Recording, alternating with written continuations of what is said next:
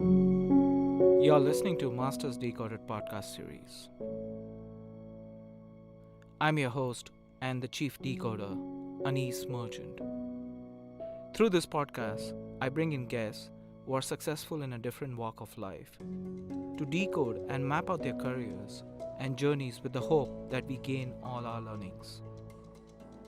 The world around us is changing exponentially, and how the impact of artificial intelligence, technology, and other socioeconomic factors have either influenced or enhanced my guests' careers. Today's guest is Pankaj Rai, a well known expert in analytics and banking, and is currently the Senior Vice President, Strategy at Wells Fargo. Pankaj has been in the industry for last 27 years and started his career as a management consultant at Feedback Ventures in Delhi, India. Over the years, Pankaj has worked with GE, Dell, Standard Charter Bank, and ICICI Bank. A philosopher, great in networking, and an avid marathon enthusiast. He definitely has a lot to give each one of us, and I personally gained a lot from this conversation. Hey Pankaj, thanks for joining in to the Masters Decoded podcast series. Really glad that you were able to make through the time. Uh, so, for the benefit of the audience, would you want to go ahead and give a quick introduction about what your current role is and what you're currently doing at Wells Fargo? Thanks, Anis, and good to see you and talk to you this morning. So currently, I'm working with Wells Fargo in a strategy role, where the role of my team is to help Wells Fargo leverage the potential of our global offshore locations, and they are primarily in India and the Philippines. So we have several team members sitting in these locations doing technology, operations, type of work. And the idea is how can we expand this much more over the next 5 years, something which many of our peers have done very well. And my team is to really help all these individuals who want to leverage these locations in the best possible way. Okay, great. And how long has the setup been in Wells Fargo, your department specifically? Did it get set up when you joined in, or has it been there for a long time? So I joined 4 years ago, and I was doing a strategy type of role, but the role at that point in time was very local in nature, and we'll do things based on what we think was appropriate. Last year, in fact, year before, we set up at a global level a shared services entity within the bank, and we became part of that entity. And since then, this role became a more formal strategy role to leverage global delivery in the way I described. So in that sense, what I described is just about a year and a half old, although I've been in the company longer than that. Great. Now let's dial back a little bit. So I know a little bit about you, and before we started having this conversation and recording it, you kind of gave a few perspectives. So if you don't mind sharing with the audience, how did it all get started? I believe you've done your entire schooling in Delhi, but were you born in Delhi, or how did you land up in Delhi? So if you can just touch base a little bit on that, that will be really nice to hear. Sure. I was born on the day Neil Armstrong stepped on the moon. So a giant Great. leap for mankind. uh, my my dad used to work in a public sector company called Fertilizer Corporation, and my early years were in a fertilizer factory town in Gorakhpur in Uttar Pradesh. And then, of course, dad got promoted, moved to head office in Delhi. So the next 25 years of my life was spent in Delhi. And then for a year, I was in Singapore with Standard Chartered Bank, and now I've been in Bangalore for the last 15 years. So I always have trouble when people ask me this question, where are you from? And the answer that I've so far found easy to give is that my dad thinks he's from UP because he didn't live there that long, although he was born there and raised there initially. I thought I was from Delhi because I had spent half my life over there. But my daughters think they are from Bangalore. So now I'm siding with my daughters. Nice. So, if you don't mind, and something which I would love to hear a little bit, uh, the influence of your dad's background on your career. And if I heard it right, your dad was born and brought up in UP, and we all know that at that time, many years ago, the prevalent of English as a medium in the education system didn't exist much across India. So how, and if you don't mind sharing with the audience, what was your dad's education from a language perspective? What it was? Yeah. So my dad came from a rural background in a very remote village. We did not have electricity or toilets or any such thing.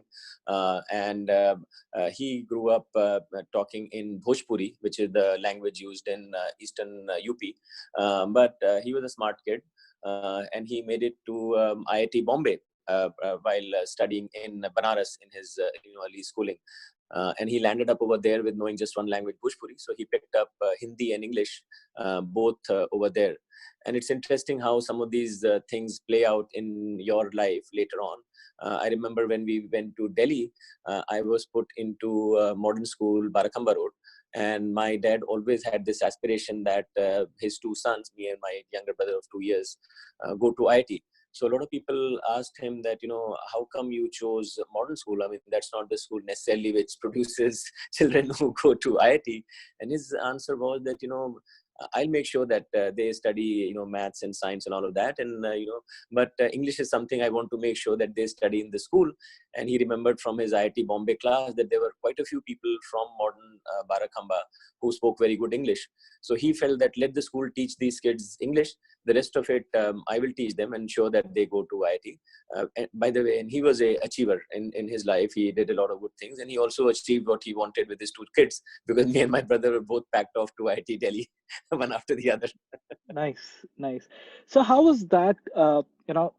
Your background, and I'm sure your family and everybody had a humble beginning. So when you look at the home and the school, I'm sure they were not south from a environment perspective. So you as an individual, how did you kind of work around that? Was it Yeah. okay? Like, was it easy, or did you have to kind of change yourself or think a little bit differently? Yeah, so the school that I went to, and folks from Delhi will relate to more, is usually people from rich or privileged background will end up there. So folks in my class were children of IS officers, politicians, what have you, businessmen, all of those, and most of them were far more economically higher up than what my dad was. So I could feel that while my dad was dropping me to school on a scooter, most of them were coming in cars which kept changing by the month and so on, and they would live in large bungalows in fancy localities, while we were living in what is called a barsati in Delhi, which is really a one room or 1.5 room apartment in Greater Kailash. So there was a huge economic and social disparity in where I came from and where my friends in school came from. I think what happened was that I was doing well in studies, and that I think created a sense of equality, if you may, or respect from my friends. And I was never made to feel that economic disparity, although I could see it. But I had quite a few good friends who were fairly rich, and I was invited to their home. They would come to my home, and it was never an issue. And my guess is probably because some of them were nice people, and part of it is because I was doing well in studies. So there, I think I was sort of quote unquote make up for my lack of economics. Great. So, I think that's what the beauty of India is. We are multicultural, multifaceted, as well as we all live and breathe around people who are from different backgrounds. So I think that's also one of the key aspects of India that, I really love because there's not much polarization as well as distinguishing between people based on their socioeconomic backgrounds. So just a little fast forward, and probably your first career. Did you choose it once you came out of your MBA from IIM Ahmedabad? If I'm not mistaken, that was your college. Uh, did you choose the first job? Was it a campus job, or did you choose on your own? Yeah. So yeah, the companies would come to campus, and as you know, all of us would apply to every company that came first. So I probably got placed much later. I think day 3 or 4, because the early companies, the McKinseys and the investment banks, and many of them would choose people who either had very high academic credentials, or very good sort of from an all-rounder perspective, personality or what have you. I had neither. I was like mediocre in my sort of academic pursuits in the college, and I wasn't someone who was playing basketball or organizing marketing fairs and all of that. I was just a regular guy, so I didn't get placed in any of those initial day companies. So towards the end, which was day 4 or something, I think I got offers from 2 companies. One was Feedback Ventures, and the other was Wipro in their lighting business in a sales role.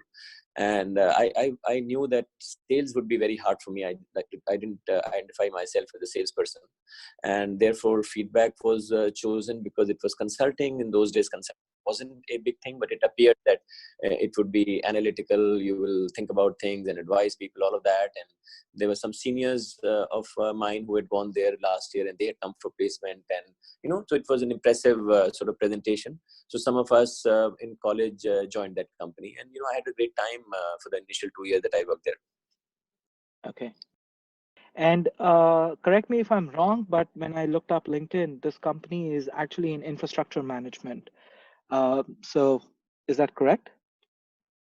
So the company started off, because those days were the liberalization days, and a lot of companies from the outside were trying to come to India. There were Indian companies also trying to diversify, taking advantage of liberalization. So the company had a few different divisions. I was in a division which actually, was called Venture Scan. And so we had to basically scan the environment to look for new venture opportunities to suggest to either Indian corporates or foreign companies.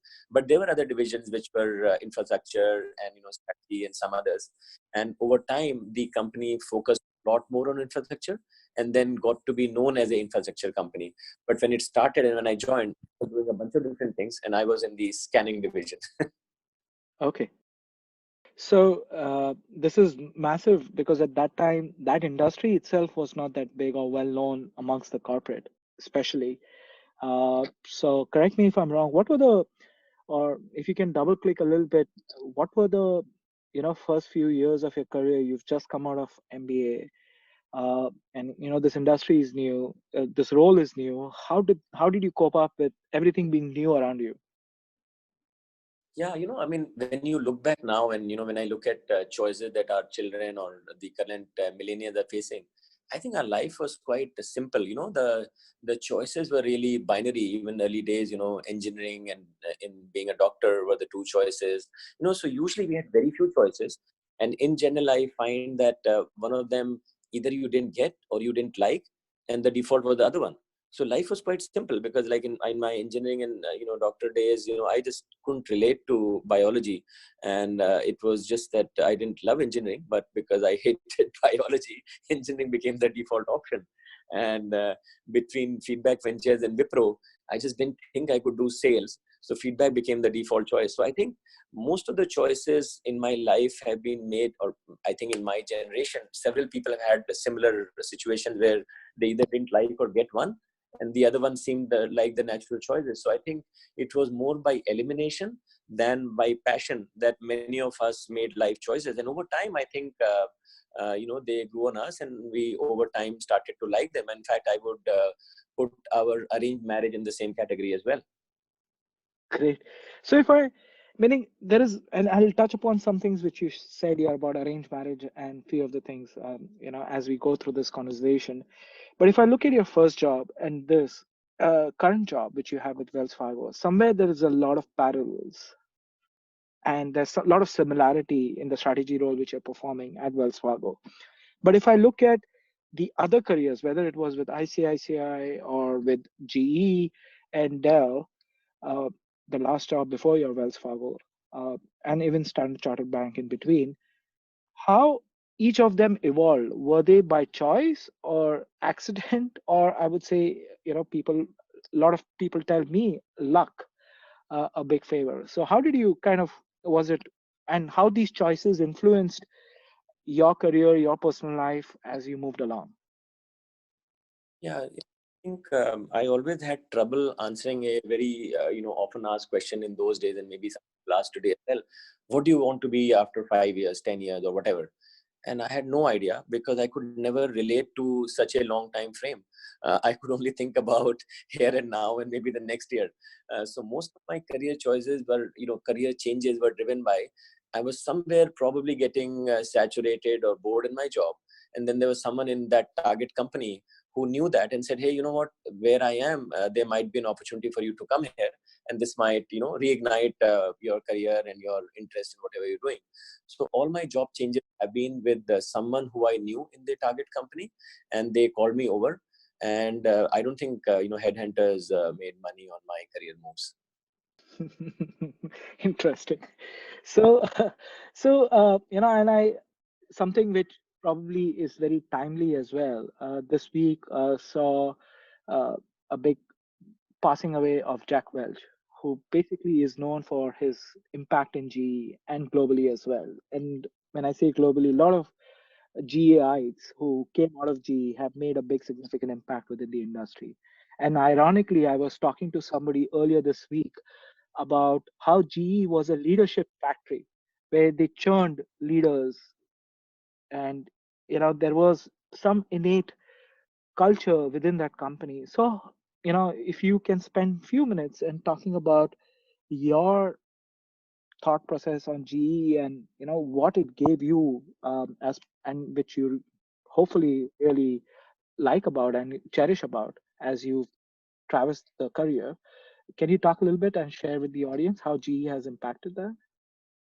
Absolutely. I think G was a fantastic company. That was my first experience of also working in a multinational environment, because before that I had worked in Feedback and ICICI, and G was the first MNC that I worked in. So there are so many things that I learned over there, which I still sort of talk about. And Jack Welch clearly was a great leader, and we learned a lot. I mean, just like every great leader, whether it is Gandhi or Jack, there'll be things that they probably didn't do well, or in hindsight, people interpreted them to be the wrong things.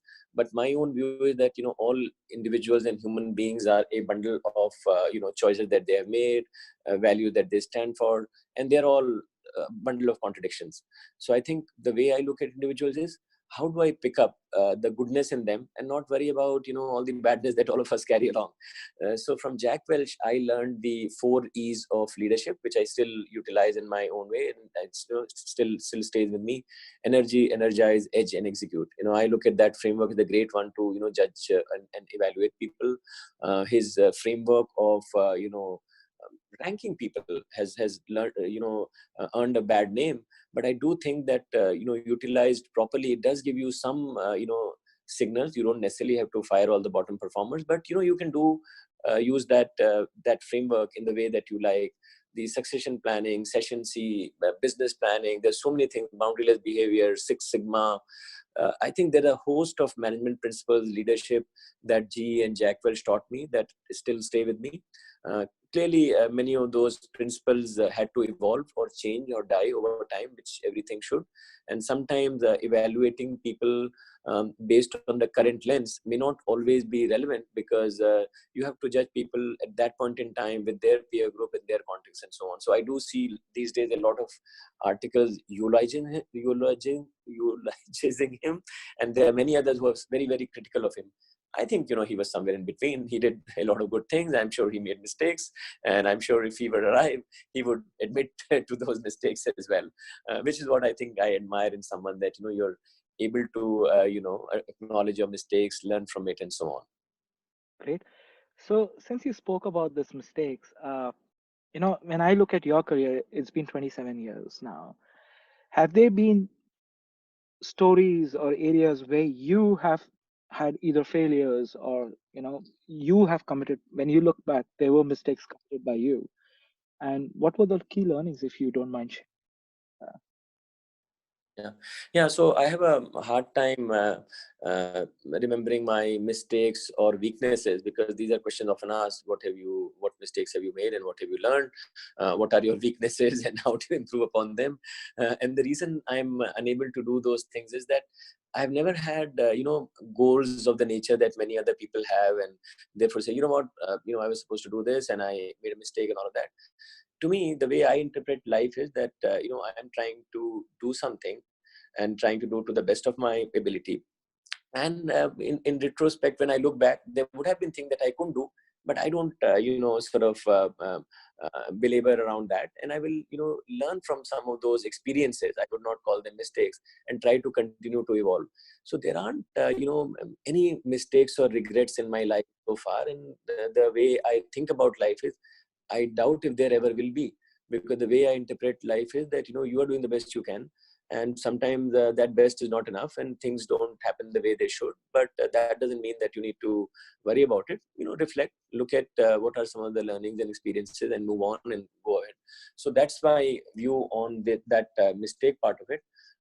And I think it all starts from what your purpose is. How do you define what you intend to do? And my purpose implicitly always has been that I need to do my best to make an impact on the lives of people around me, the organization that is paying my bills, the environment that I live in.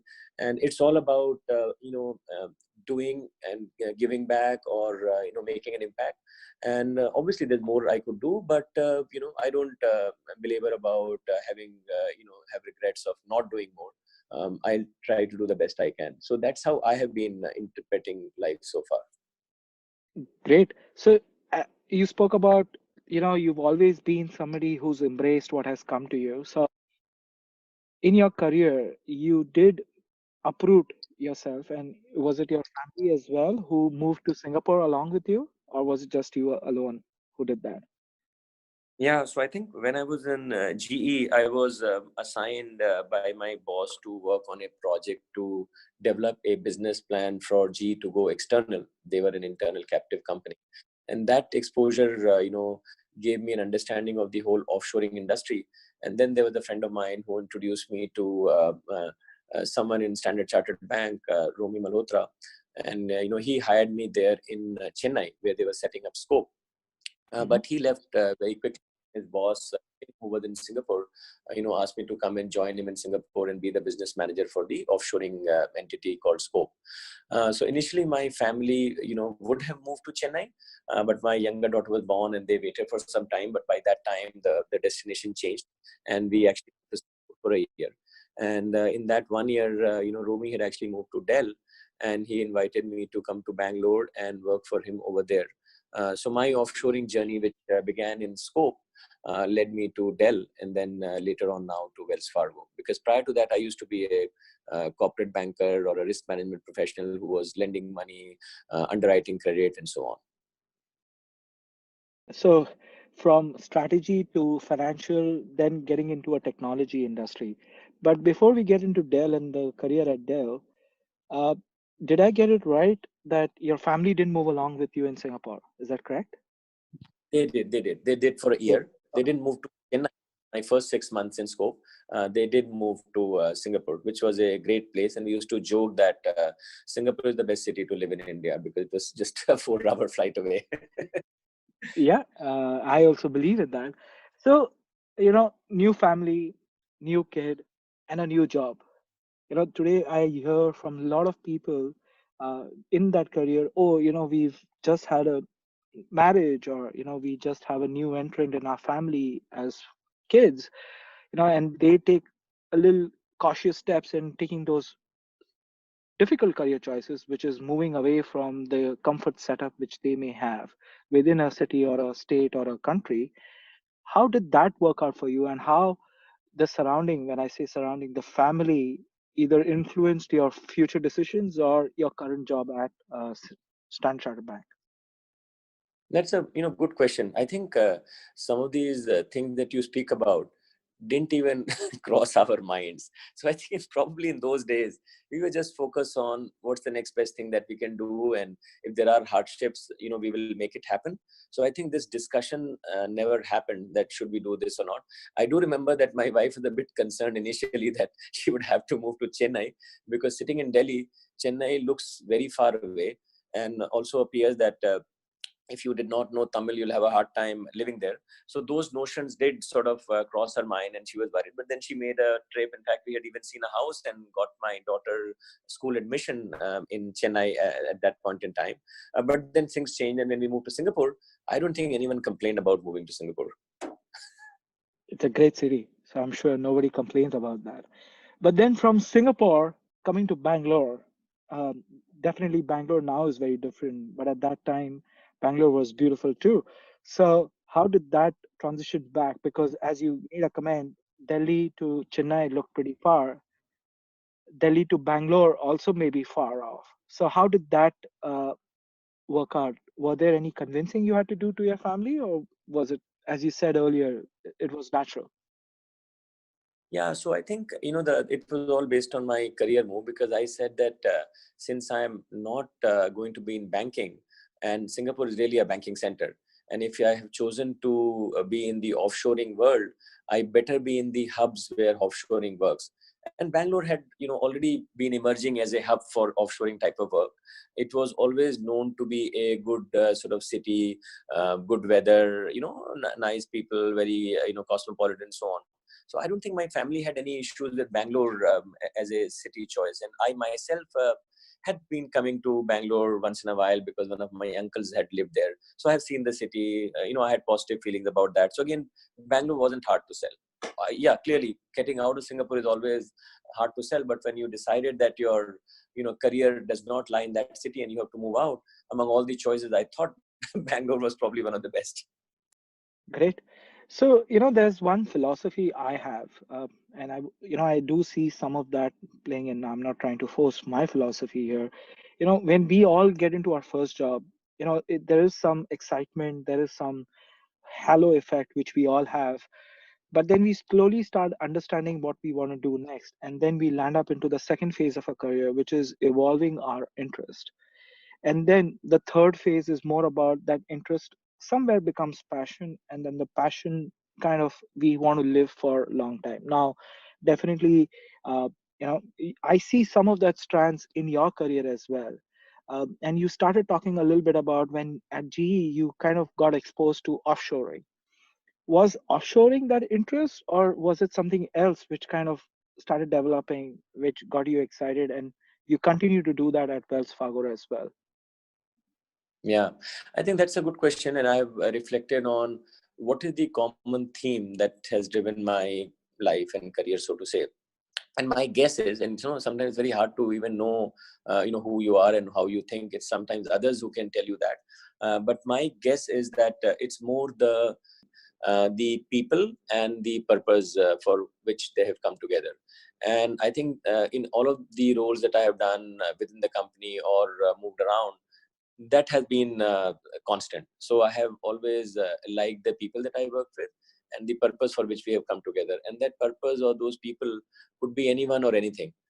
So my next job could be, doing anything else. It doesn't matter whether it is offshoring or money lending, as long as that team that I'm working with, I can gel with, and we can then together, create the future, or follow the pursuit of the purpose that we all came together for.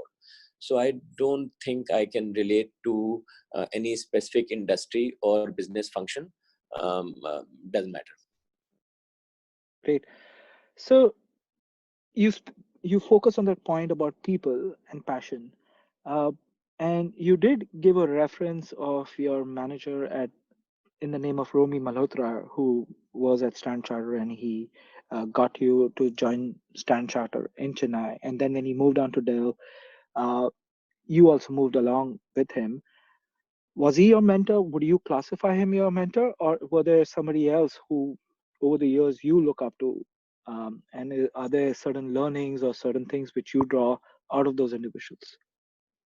Yeah, whichever so I have actually moved industries, if you may, and Hmm. whoever has been the initial person who I came in touch with tend to become the mentors for that industry, because I didn't know anyone, and they were the role models because they had hired me. So while I was in Feedback Ventures, the founders, Vinayak and Ram, my first boss, Hari Nair, and Anil Chopra. So there were several people that were initially in those places, which I learned a lot from, because they were there and they were all very different, and I learned a lot of things on what to do and also what not to do. Then I came over to ICICI, and my first boss was Baba Grover, while I was also interviewed by Sandeep Bakshi, who's now the MD over there. So again, I learned a lot from these bosses. But frankly, we learned a lot also from our peers and seniors who may not be our bosses. And I had the fortune of having a great set of colleagues, both in Feedback and in ICI. And I have to say that later on also in GE and every other company that I worked for. So I think it's that group of people, whether they are your bosses or mentors or peers or people who actually report into you all along. I think I have learned from all of them, and I always keep looking to learn from everyone who's around me. So there's one thing which I really love about you, and I've known you for many years now. And one thing I really see that quality of networking and connecting with people really personally. And if I go ahead and ask anybody who know you, they would say Pankaj is a great guy. But if I kind of take a step back, and you did kind of touch upon it, that in your MBA you were kind of involved in the setting up marketing activities, probably doing some uh, conferences or shows within your college, and that you did say that you were not great in your studies, but you did participate in extracurricular activities. I do see a thread of that across the journey. And you also made a point that many recruiters or consultants didn't earn your fee of placing you in those companies, and you mainly got jobs in because of the references or people whom you were aware.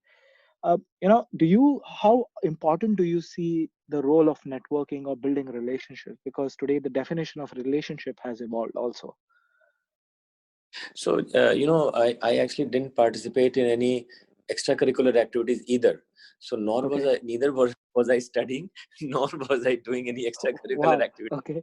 I had nothing to show either in my engineering degree or my MBA degree.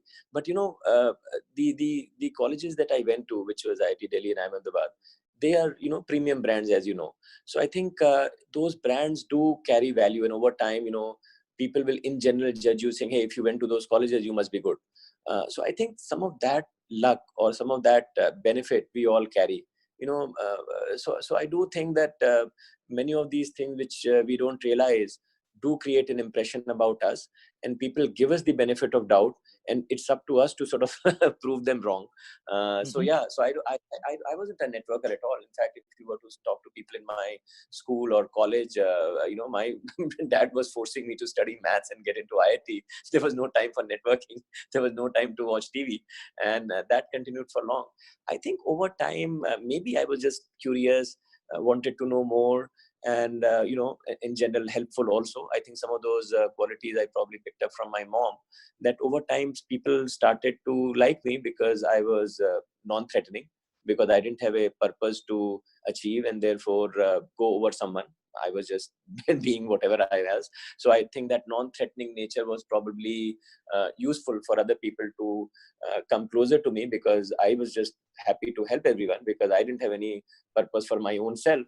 And that I think became clearer to people. So I think that network probably grew, perhaps, and it's very hard to say why, that people felt that they can only get benefit from me and not necessarily be threatened by me.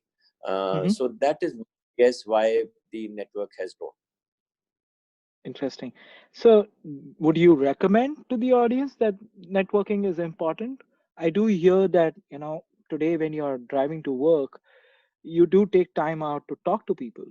Uh, and so, do you see networking important as you grow further in your career? Yeah, I'm a big fan of one of the Simon Sinek's talk called the golden circle, where he draws 3 circles and says what, how, and why. So I think networking and some of these things are in the what and how category. I think you have to start with the why, saying what is it Mm-hmm. that you want to do. Since I had no necessarily specific goals for myself, but I was curious to learn. I was, I got so happy when I was help people. So I think that why or that purpose allowed me to network. So I won't say that you should choose networking for the sake of it. I think you have to start with your own why. What is it that you want to achieve? And if networking can play a role in that, surely. Because I worry that I'm many a times called upon to uh, teach people or lecture them on networking, and I never myself went out to become a networker myself. I just became that by accident because that was serving a purpose that I was pursuing. So my view is that you should have a reason why you want to network, and you can't be networking just like that. So Mm-hmm. I do sort of give people one tip and say that you have to try it out and see if it works for you. And that tip is to say that if you are going to meet someone, think of 3 things that you try to achieve. One is share with them something that they would be curious about, interested to know. I'm sure you know something that they would like to know, so share that. Seek advice from them on something that you are working on and they are good at. So in some senses, establishing a symbiotic relationship, a barter type of relationship between the two of you, and in the end offer to help. So my view is, if you are able to do this several times and you enjoy doing that, I think networking will flow on its own, and you don't have to put effort into doing it, but you need to find a reason why you need to do that. There's a very interesting trend I'm seeing, and is a deep ingrained thought, is that the inclination to learn. And I saw that coming across in in this conversation today. And today, people talk about learning. So I would put it as you are a life learner. So what areas excite you when you think about learning, and areas you don't, it doesn't excite you or doesn't motivate you? Yeah, in general, I'm earlier I was of course an engineer, MBA, and I would read business books and so on. I didn't read engineering books as much as I read business books. Uh, but over time I started reading about history, or getting interested in many different things, philosophy. So I don't know whether there's a boundary that I want to learn only this and that. But in general, I'm not so interested in highly technical things. So for example, when I was in the data analytics field, I thought that let me learn AI and machine learning, because that was the theme which was emerging at that point in time. And at that time, Andrew Ng's course was very popular. Everyone had Mhm. taken it, and it was great. So I also enrolled on Coursera for that course. But after 2 or 3 times, I just didn't enjoy it at all. Somehow it didn't interest me, so I gave it up. Similarly, at one point in time when I was in G, Jack Welch and had in those days Pramod Bhasin, all of them used to play golf. So a bunch of us thought, you know what, the best way to climb the corporate ladder would be to learn golf. So some half a dozen of us started to learn golf, and I went 4 or 5 times. I didn't enjoy it, so then I gave it up. So my view is that I try many things, but sometimes they don't interest me beyond a point, and then I give it up. But I continue to look for new things to learn from people. I browse TED Talks. I will go through YouTube videos of different individuals and so on. I have a hard time reading. So that has been a challenge, because somehow I just don't get any time to read, because there's so many people around me to talk to. And when there's a choice between reading a book and talking to an individual, I always choose the latter. So books have always taken a backseat. So last book I read was Sapiens.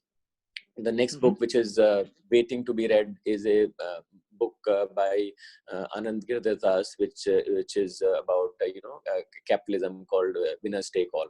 So the choice of these books is also based on friends of mine, who I relate to, who I like, and they say, "Hey, you need to read this book," and so on. So I read very few books, because I just don't get the time and don't have the patience to do that, because there's always someone live who I can talk to, and I enjoy doing that. So yeah, I can learn about anything, as long as hopefully it is not too technical. Great. So, we all are busy today. Technology has really, and as you said, today the paucity of time kind of compels you to take decisions. So, how do you get into your Zen mode? How do you balance your day to day? personal, professional. I read a very interesting article which talks about a healthy mind platter, which talks about physical, something which you are passionate about, learning, professional, connecting with people. It has very interesting elements of which each one of us have to adopt to go ahead and keep our mind engaged on a day-to-day basis. What are your hacks? What is your Zen mode to kind of get you energized every day? I think I'm always in a Zen mode. And the reason I say that is that, I have no, big aspirations of the future. And I forget the past so quickly that I can't tell you. So the only option I have is to be in the moment where I am. So I don't think I have planned it that way, but over time I have realized that there is no future and there is no past in my head. The present is the only thing which stays. So I'm not carrying regrets from the past. I'm not carrying some aspiration of the future that I will not achieve, and worry about will I achieve that goal or not. And since those two do not exist, I tend to be in the present, and I suppose that's what they call the Zen mode to be. Great, great. So today you come across a lot of folks within your organization and outside who are starting their career or just initiating their career, and you do mentor and coach a lot of individuals. Uh, if you have to now with the industry trends and how you spoke about AI and technology, uh, what would you recommend to the audience that they should adopt as part of the career and how they should think about building their careers? So the most recent one has been, and I have written an article about it, was about my guidance to my daughter a few years ago, which then elevated to become a guidance to me, and then maybe a guidance to everyone else. And that's the 5C framework, which is about curiosity, leading to compassion, leading to conviction in what you want to do, then creativity, and finally communication. So these 5 C's, starting from curiosity and ending in communication, and then fueling that virtuous cycle of continuing to learn. To me, I can relate to, although I had, created that for my daughter, I think it is probably relevant for all of us in today's day and age. Very interesting framework. And I'll definitely look up that article and probably share it as part of the podcast with the larger audience. Uh, it's been 27 years, and I don't want to sound old, but let's say if you today have a time machine, like the Avengers movie Time Machine, and if you have to go back and think about doing this in half of the time which you probably took, uh, is it possible? Would you want to do that first, or are there things which probably makes it possible today that you can probably do it in half the number of years to get where Yeah. you are?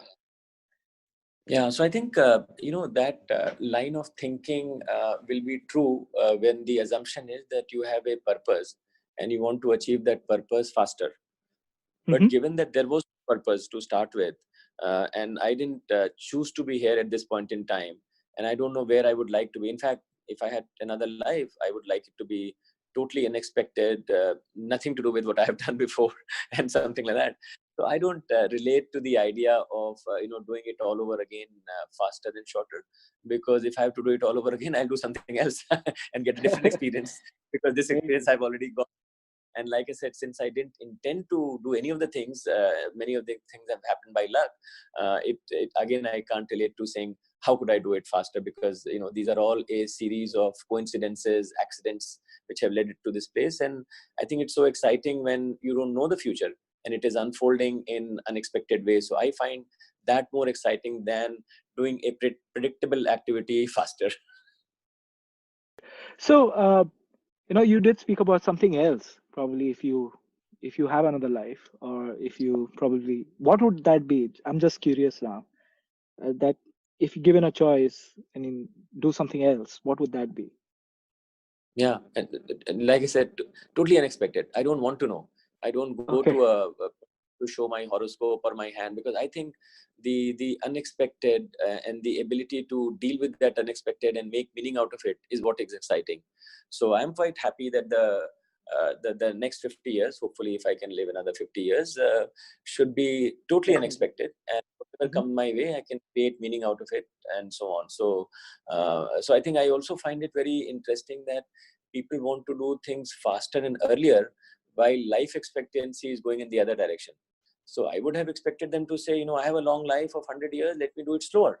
Why faster? So I still don't know the answer of why people are running faster when life expectancy is going longer. Very interesting. I read an interesting article today. With everything going around right now in the current scenario, it gives us and each one of us an opportunity to slow down. Today we are having restrictions of travel. Uh, Technology has evolved us to connect like what we are connecting today without being in person, but also kind of taking a step back and slowing down. Uh, Probably the nature is telling us today. I think as human beings, we all need to slow down. So that's an Yeah, interesting. I think so as well, that, people are chasing something and maybe they are real and meaningful things, but I'm unable to relate to those chases. Pankaj, it's been great talking to you. So I think I'm sure you've touched upon many areas which our listeners would definitely take some bits which probably will enhance their career. Are there things which you feel I should cover, or things which you would want to kind of share, which I may haven't touched today? Yeah. So, I think the one thing that I see is that people are taking decisions based on their seniors or their mentors' experiences, or based on their own experiences based on past data. So what I keep thinking about and also talking about is that the world is changing in such rapid ways, and we all agree to that. Then why do you want to base your decisions on past data? I mean, I keep talking to people about careers, and then everyone is trying to say, "Oh, I want a good brand to work for. I want to have a career path." And I'm saying that when the corporate system does not have a path and it has become a random walk, how can you have a path? There is no path which was defined in the past will hold true. So I just want to say that try to move away from frameworks and approaches that were embedded in the past, because everyone agrees at the highest level that the world today is totally different from what it was in the past. And if it is totally different, why apply the same frameworks that were created in the past? I mean, even look at economic theory. I don't remember reading about negative interest rates. Many of these things that AI, ML, and are doing are just totally disruptive. We all grew up in GE talking about continuous improvement, but now it is the world of continuous disruption. So again, the framework that were created in the past don't hold true anymore. So I do think that we have all been applying Newtonian theory to our careers, and we need a quantum theory, and each one will have to determine their own quantum theory to determine their career versus follow the Newtonian theory developed in the past. Great. That's a very interesting, probably parting thought from your side. So, Pankaj, thanks a lot for taking time out. This was a great conversation. I really enjoyed it. And it's always a pleasure to listen to you speak. So thank you. Thank you for taking time out. Hopefully, you also enjoyed it. Yeah, absolutely. Great. Talk to you soon. Next time. Bye. Thank you for listening in. And we close yet another episode of Masters Decoded. If you've enjoyed the episode, please, you can help us out by sharing it on social media. I would personally appreciate that. It's how we can reach more listeners, and the more listeners we have, the more awesome guests I can get in touch and convince to participate in these conversations that are a joy to have for me, and I hope they are a joy for you to listen as well. You can also help a lot leaving reviews on iTunes or your podcast service of choice. Reviews are surprisingly helpful in supporting the podcast to get to more listeners. If this episode has intrigued you, I would request you to subscribe to the podcast to stay up to date and get notified to the future episodes. With that, I bid you and see you in the next episode.